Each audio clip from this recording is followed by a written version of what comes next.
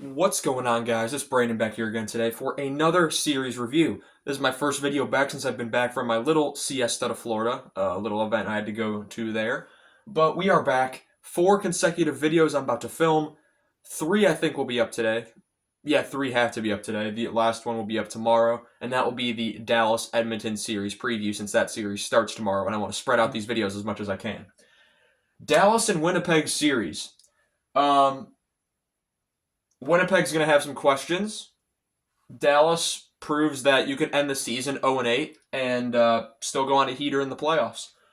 Game 1 in Winnipeg, Dallas wins 3-2. And average game, nothing told there. And then Game 2, Winnipeg wins 4-0. So playoff Hellebuck apparently has turned it around and he's back. Game 3 in Dallas, Dallas wins 5-2. I wouldn't put a lot of it on Hellebuck.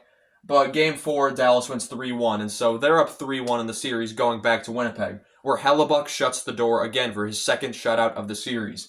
4-0 win for Winnipeg in Game 5. And then in Game 6, the story behind this was that the day before, or the night before even, Mark Scheifele's father passed away suddenly, and it's a wonder if Scheifele was going to play. I figured he was. It was going to be one of those cases where he goes out and has one of the games of his life for his father. And he did. He did have a very good game. He scored the one and only goal Winnipeg scored. And unfortunately, he takes the penalty that goes into overtime that Dallas scores on. But that was to save a breakaway in the final seconds of the game. So it's an excusable penalty, to say the least. 2-1 victory for Dallas in overtime, though, as Thomas Harley gets the OT winner. The Hollywood ending for Winnipeg does not happen. Dallas is actually outscored in the series 14-13 by Winnipeg. So that's a bit of a surprise. Winnipeg's 2 shutouts really sealed that. Rantanen led the way with points because he's just been a monster these playoffs, including the hat trick in Game 1. 4 goals, 3 assists, 7 points in the series. Harley, 2 goals, 4 assists, 6 points, with including the winner in Game 6. Granlund had a hat trick in Game 3, I think it was. Or no, was it Game 3 or Game 4? Granlund had a hat trick in one of them. 3 goals, 2 assists, 5 points. And something we're seeing out of Dallas is Detroit had the Russian 5 in the mid-90s. Dallas has kind of the Finnish 5. You have Rantanen, Granlund, Hintz, as well as Lindell and Heiskanen on the blue line. You got the Finnish 5 right there.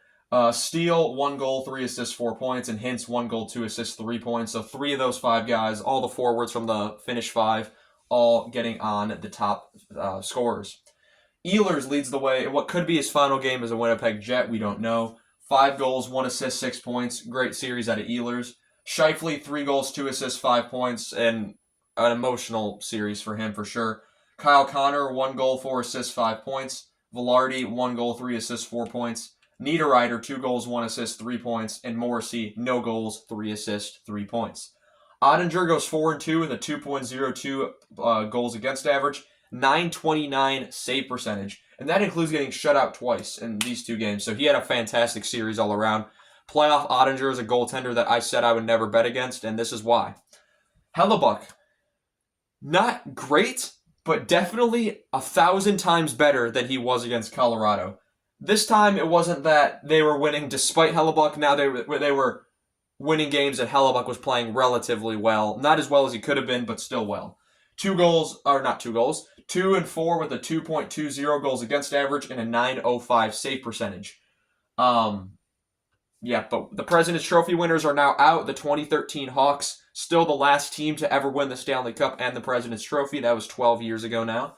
And for my prediction for the series, I originally had Winnipeg over Colorado in 5, so my updated prediction was Winnipeg in 6 over Dallas, and Dallas ends up winning in 6 here against Winnipeg.